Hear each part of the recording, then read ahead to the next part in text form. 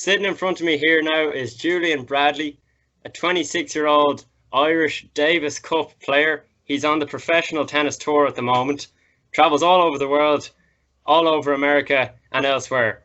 Julian is in the middle of his dental studies, but he's taking a break to go and live the dream and pursue the dream. So, Julian, thank you very much for joining me. I know you have a hectic schedule. You're all over, as I said. So I very much appreciate you taking the time out to do this. No, Fergus, appreciate it. Thanks for having me. Yeah. So tell me, where are you right now, and what are you up to? What are you doing? Right now I'm in Portugal, in this small place, Idana Nova, about 2 hours north of Lisbon. Pretty much in the middle of nowhere, to be honest. And I'm just in my Airbnb and just been cooking dinner. Yeah, so that's what I'm doing right now. And there's a bit more going on. Why are you in Portugal? Well, there's 3 tournaments out here at the moment, and I'm just about to play the 3rd one, and this is the kind of last one before Davis Cup, which is next week. So Great. I'm just trying to, really just prepping for that, and looking forward to it. We'll elaborate a little bit later on, but could you briefly touch on the fact that you're on your own as a professional for most of the year? Like, we see Roger Federer at the moment at Wimbledon, and he has a backroom staff of probably 20 or 30, maybe even more. I don't know. But he has a lot of people crossing the T's and dotting the I's and doing everything. You don't have that. Can you talk a little bit about the contrast that exists within professional tennis, men and women? Yeah, of course. No, definitely helps having a lot of someone there analyzing your mistakes, what you're doing right, what you're doing wrong, what you can improve on. Obviously at this level it's quite tough because you're trying to make ends meet, and the prize money's nowhere near that of the top guys. So how I kind of suppose I try to combat that. I have a little video recorder that I bought actually probably 6-7 months ago. Wow. And I video a lot of my matches, show it to a coach in Ireland or a couple of people that can help me out. And that's one way I try improvise, I suppose. And I just keep in contact with a lot of just close friends that I have. That really actually do care, and I just try to keep in touch with them. So yeah. Cool. And can you talk to me a little bit about your support network in Ireland and America? Who are those guys that you show the videos to? I'd say in America I was very lucky because so I went to school obviously in America as well as in Dublin, college I mean, and I was very lucky to meet there was a couple of Irish guys in Atlanta, which was 5 hours from school, and I used to travel there in between semesters in the in the Christmas time, in the summertime. And I met there was an Irish guy who'd been there for 35 years or so, Joseph O'Dwyer. He was coaching in a pretty big club there. Richie Martin was another person who was coaching in the club, and they let me stay at their place. James McGee, who was actually training there for most of the years that I was coming in and out, and he was there. So there was actually a good there was a good crew there. What about CT? That was great. Connor Taylor is someone that I've always kept in touch with, and in Dublin I talk to him most days, and I definitely send him a lot of stuff as well, and he helps me. And always very encouraging and positive. The voice messages on the WhatsApp, is that it? Yeah, the voice message. Yeah, he said a lot of voice messages. Yeah, for sure. Listening to you talk for 2 minutes, anyone will know you're a friendly, outgoing guy. And I actually spoke to you about this before, about how you're dependent on a lot of people to help you. And yes, they're willing to help, but you have to do a lot of work to get people to help you out. Like in Atlanta, you were completely dependent on those guys, and you go to stay places. Like I spent a week with you in Boston, and you need somewhere to stay. So can you talk a little bit about going your own, but about being dependent on others? you're kind of independent, but you're also very dependent. Yeah, okay, I understand what you can say it in you're your own man, but you're also relying, I suppose, on other people helping you, and I think it comes like I suppose I've spent most of my time in America, and I've always found that the American people, the hospitality, they're very hospitable in the States. They're always looking to help, and especially I think if you come along, and I always said, like, came with the attitude is like, I'll give back, like when I went to the club in Atlanta, I hit with some of the juniors. Mm-hmm. I helped out. I didn't really like just on my own time, and I suppose it always gave back. So there was a big give and take there. Mm. And I think that goes a long way, and people can sense it. They recognize. Like I never felt there's a need. Like some people come across as needy. I was never a needy. Like if it didn't work out, it didn't work out, and I Yeah. just went with that attitude that I kind of like happy-go-lucky. If it happens, it happens. And Yeah. yeah, I suppose most of the time I just landed on my feet. Like in Boston, I remember like I turned up there, nowhere to stay, and you helped me out, and I got to stay with the GA guys. But that's happened so many times where I rocked up at a tournament, I had nowhere to stay, funds are low, you're looking for housing, but it's not like, but you just turn up, and they like to help. People always want to Mm. help. They gives them a good sense of feeling important, I suppose, and makes them feel good, and especially if you're a decent guy. I just, and if it didn't happen, it didn't happen, no big deal. But Yeah. more cases than not, I always landed on my feet.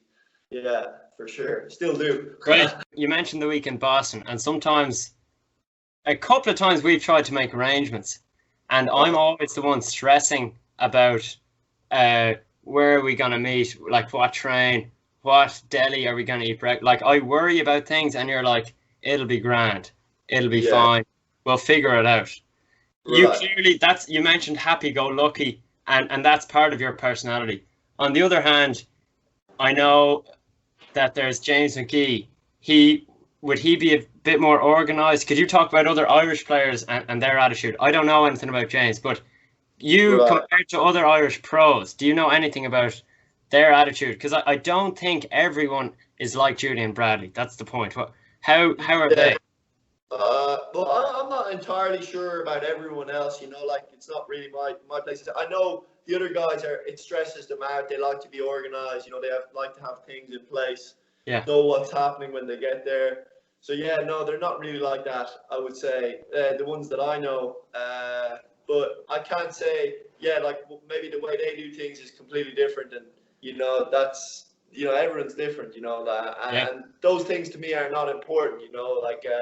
So, it comes, like, I just go with the flow, and whatever happens, happens. So that's just my personality, yeah. Great. And I think it suits your profession. Right, yeah, yeah.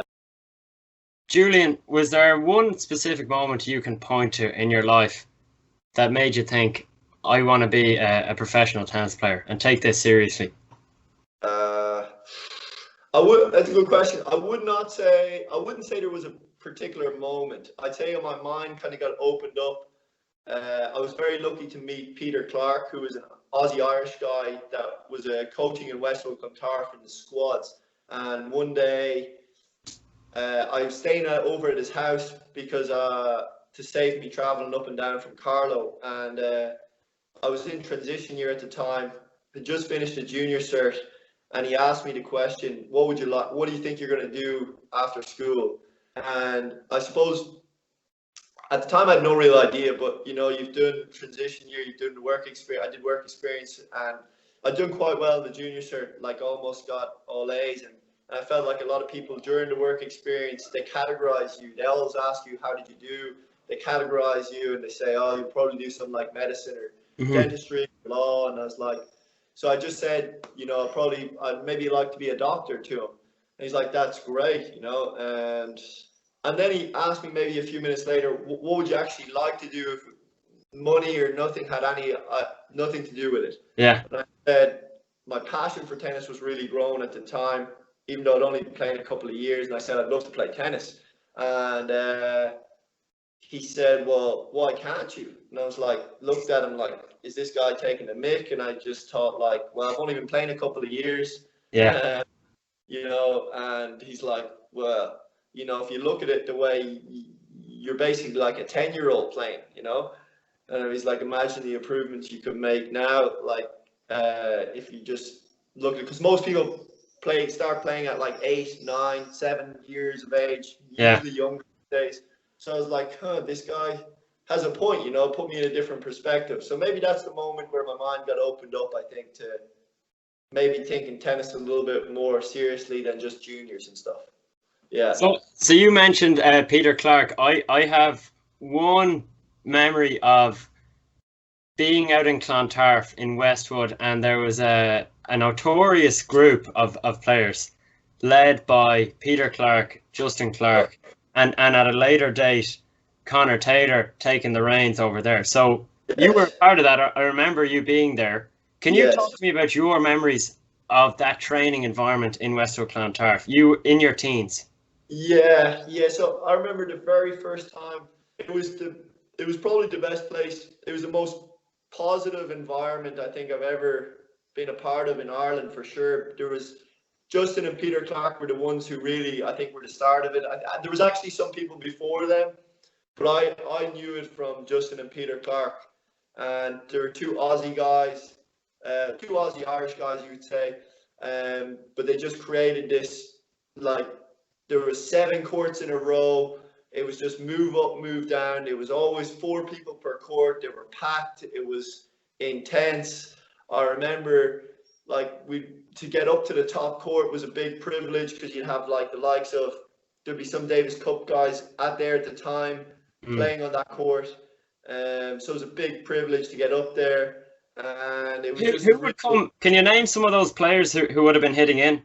I remember Daniel Glancy was hitting in, Mariana Lvova, Simon Rafter, Darren McLaughlin, Roman Grogan, like all these guys who were kind of borderline. A couple of them actually played Davis Cup and stuff, and then they were, the next few were like borderline, maybe on getting on the team and the best player hitters in Ireland, maybe the best, like winning the Senior Open. So they were the guys there. So it was a big privilege to get in. And Peter Clark hit in himself, and so did Justin Clark, you know. So it was an unbelievable environment, and it was very positive always. You know, it was cutthroat, but it was move up, move down, and then there was different things, different games within it, and I always felt like, you know, there was a lot of good energy going on down there in the 7 courts, the Westwood.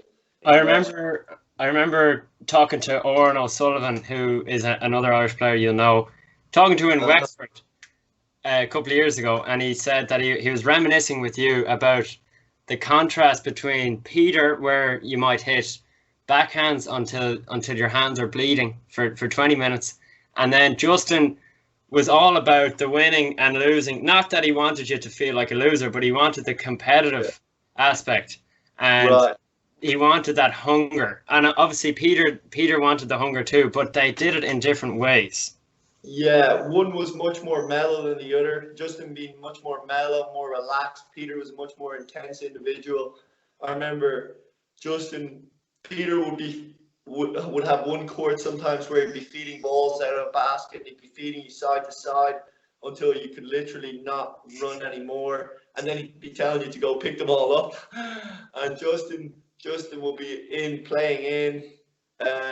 More relaxed, but they're both unbelievable. Like, I remember one of the memories that sticks with me was I got picked for a league team, which I thought was a big deal at the time, and it was a Class 2 league for Westwood, and Justin put me at 1 when I was about 16, 17. I remember being pumped, and I had no real right to play 1 on the team, but he put me out there, and I remember we went to Brookfield, and I remember getting smoked 2-0, and I felt so bad, because I felt so bad for 2 reasons. One, because I couldn't get the win for the team, and second, because I felt like Justin he backed me, you know, and I let him down.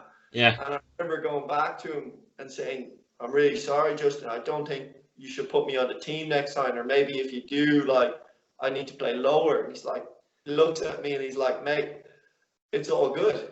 It's an experience out there. And I'm like thinking, like, I felt like this massive relief. And he's like, look, it's all part of it. You know, you learn, you come back, and that's good. You need to play against these adults who are going to chop you up. And I remember thinking, wow, this guy really doesn't care about the winning or the losing. And I remember that opportunity really kind of opened up my eyes and made me feel comfortable around them, which was hugely important, because that allows you to be vulnerable. It allows you to open up and tell them what you're thinking, where they can really help you. You know, it's not like they just think this guy's hard-headed and he's a bit of like, he's not like, doesn't, we don't know what he's going to do, you know. So Yeah. that was one of the fondest memories of what Justin Clark did for me, and he continues to do for other juniors. I don't know if they realize it, but yeah, that's one thing he very appreciative of that. Yeah. Julian, I remember one day in West Clontarf. This was after Peter Clark, and it was Justin and CT were there, and you had these elastic bands around your feet. It's like a rubber band about that wide. Yeah, I remember. A loop. And you used to use it to restrict your feet so that you had to work harder to move, basically. Right. And you were hitting you were 19, 20, 18, and you were hitting with, I was about 15, Adebola, Obasoto was about 13. And you should have been beating us. Like, that was the expectation. And you were also bringing an energy and an intensity to the environment. And you were losing, or at least you weren't comfortably winning against one of the guys. It might have been Adebola, because he was always very competitive. And I remember you took the elastic thing and you threw it at the back, and you were like, right, that's the end of that. I'm going to start like playing uninhibited now. And it just, I remember it, and what it makes me think of is your competitive nature, your stubbornness in a way, and not in a bad way, but your determination. And I'm wondering, did you feel like you had to do extra because you had started later than most? Like, I personally started tennis at 4 or 5, and you started just before 14. So were you playing catch up like that? Playing catch up. I never really felt like I was actually playing catch up. You know, I knew I'd done less, say, time or years on the court than everyone else. But I think I used it as like a more motivation. I was like, it gave me a lot of energy, because I was like, well, wow, look, if I can be this level after maybe 3 years, and I'm competing with someone who's played for 8, 9, I was like, you know, imagine what I can do after another year or even 2 years. So I was like, it wasn't like I felt like I was playing catch up. I was just like, I enjoyed doing extra. I enjoyed playing tennis. It wasn't an effort for me to go out there and play. Like, if someone gave me the choice, I would just go and play. Yeah. You know, so it was never a catch up thing with me. It was like, you were fresher. It was like, this is what I enjoy. I'm getting better at it. I'm going to keep doing it. And it was just simple as that. Like, it wasn't really anything extra. Like, I really enjoyed going out there and just hitting the ball and just playing sets or playing matches. And it was never a chore, or never like it was never like training, to be honest, you know. So even when I was playing those squads with you guys, I remember I was in college at the time, and I remember I used to set targets for myself, you know. Like, I was like, I wouldn't want to lose a point, or I'd want to do something like, I couldn't maybe hit a winner, but I'd have to out rally you guys. And I remember, just those were little things that I set for in my mind just to challenge myself. You know, I wasn't ever out there just aimlessly. Like, I remember I was getting money for it. I was getting paid by Justin, and I thought, like, you know, the best service I can do is to maybe like bring a good intensity, obviously, because that's what I remember from the days when I was there, and the guys who were hitting in. I remember they brought great intensity. So if I'm not bringing it, then I'm not only doing the kids a disservice, but I'm not giving Justin or Connor Taylor the full service that they're you know that they're looking for. So then I'm not of any use to them. So that's how I viewed it in my head, and I also used it as a practice. You know, I would say maybe I can only hit slice backhands, or maybe I can only hit forehands, so I have to run around everything. So I would try challenge myself as well. You know, it wasn't just empty hours of hitting balls. So I tried to do something. you were always resourceful. I was resourceful. Yeah, I would say I would say I'm pretty resourceful. Yeah, I'd say that. I'd say yeah. Absolutely. Yeah, yeah, Absolutely. yeah, for sure. It reminds me of, to come back to the week we had in Boston last summer.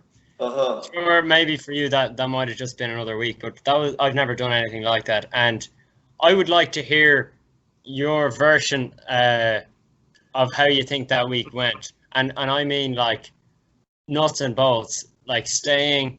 How did that compare with another week? Like we stayed with a few lads from Donegal in a big house.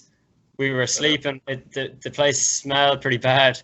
Yeah. We were trying to find buses, and it was kind of, it wasn't terrible, but it wasn't glamorous. No.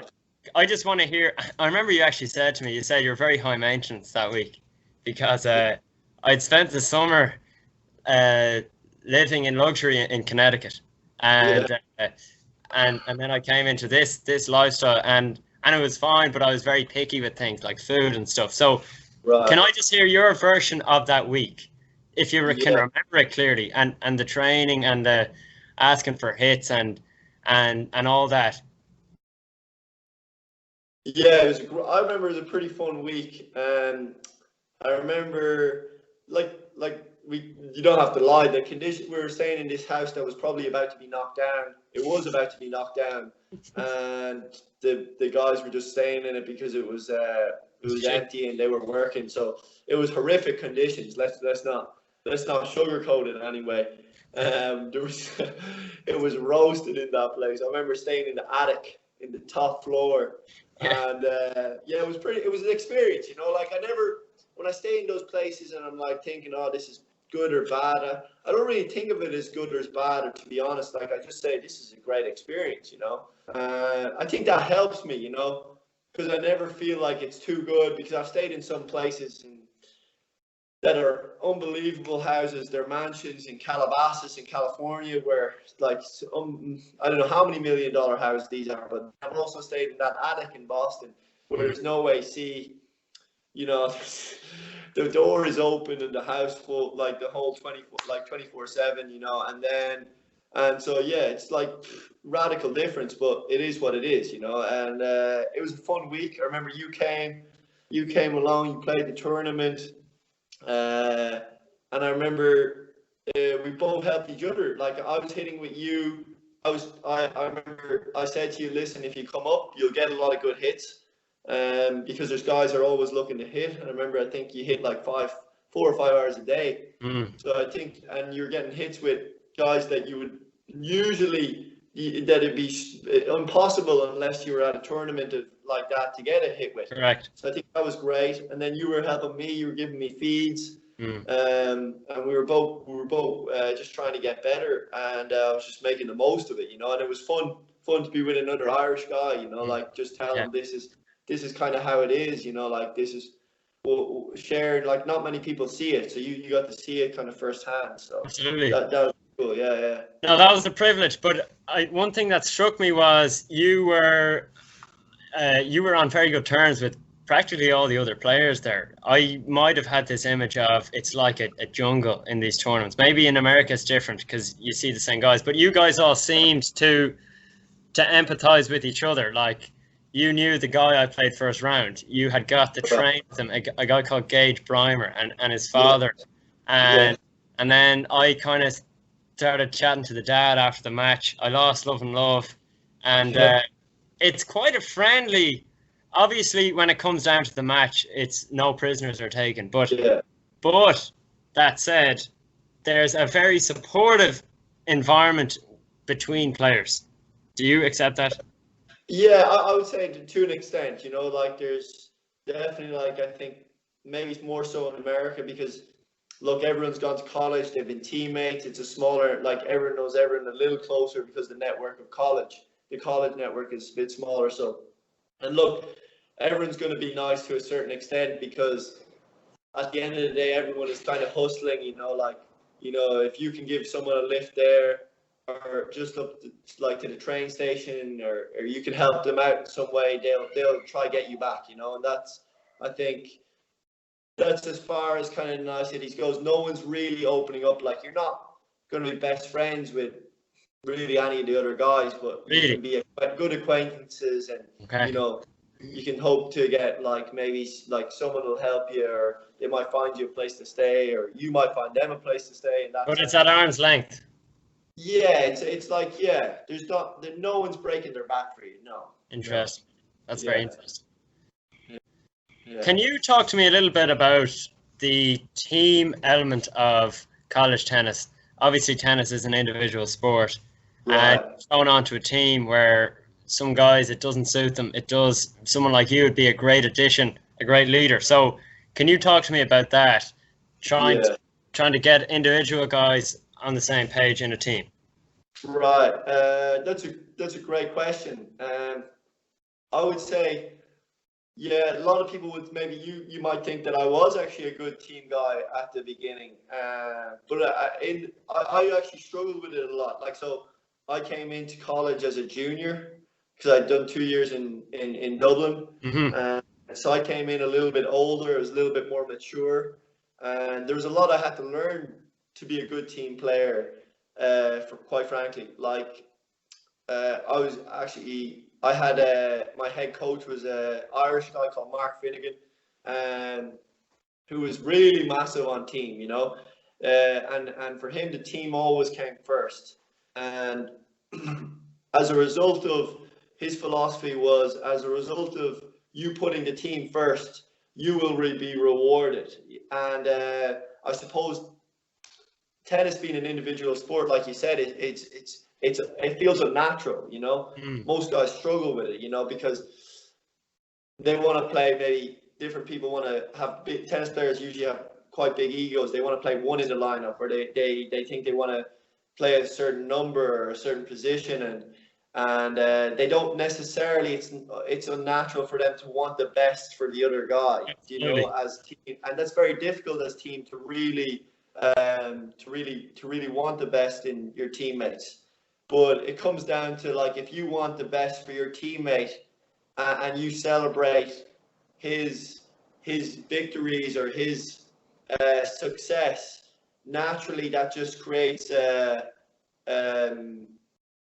like a feeling of you wanting that for yourself. I get it. Compared to you wanting the worst for someone, and it's a negative. You're creating this negative energy that runs through your body, and that was a big thing that I learned over the years. And, you know, putting the team first is just outside of it. Like, you go and you're part of a team in college sports and tennis and stuff, but like after life, the team, it just doesn't end there, you know. You go into maybe like so many businesses, you're going to be in a team, you're going to have to work together, you're going to have to sort things out. So it really will help if you have these qualities going forward, and you really buy into just being a team player, because ultimately you're going to have your family, which is your ultimate team, and you're hopefully, most people's goals is one day to be the leader of your family, you know. And for that was what Mark Finnegan always preached to us, you know, and it took a while for me to like buy into it and really appreciate for what his ideas and what he wanted but that was the main kind of thing. It's not easy, you know, tennis being an individual sport, to really buy in, because like you're on your own, you're currently, you feel like you have a bit of a chip on your shoulder, so it's definitely, tennis is one of the more challenging sports to buy in as a team, but I definitely think once you do, you see a lot of reward. The best teams who really embrace it and love each other the most usually are the most successful, and they maximize their level, you know, they maximize their level. So obviously tennis guys, as you said, they have big egos, a lot of them, and sometimes a coach has to be very careful about calling a guy out for not pulling his weight. Like, I would have had instances where I thought my coach maybe was being too soft on guys who weren't pulling their weight, but he has to be very careful that he doesn't upset people. That's a that's a difficult thing to balance everyone. Can you comment on that? Like, it's not automatic. Oh, you have 8 guys on the team and they all are going to die for you. No, Right. it's not that easy at all to manage a team. No, it's not. But that's the whole art form in itself. I think for the coach, it's all about managing personalities, creating leaders within the team who set example. There's going to be some people, you want people to maximize their strengths. So I say, I'm just going to pick maybe myself. I was someone who was on the team who was very close with everyone. Okay. I would say usually people generally confided in me if they had something. So that was something that I had that not necessarily maybe the number 3 guy and the number 7 guy had in common. Do you understand? So I would say there it's like you want to make people aware of their strengths and say, like, maybe this is your weakness, this is what you can work on, or this is something that you should utilize to create the team bond and create a stronger, more positive environment. So I would say it's just recognizing people's strengths and weaknesses and making them aware of it and putting it in place so the team chemistry is going strong. I would say that's very important for the head coach to recognize it.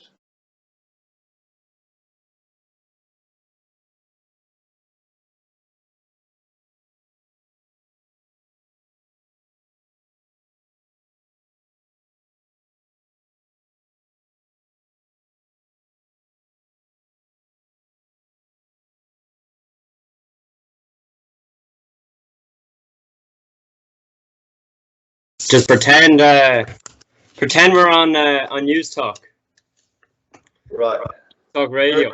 So hold on, I'm gonna introduce you now in a second.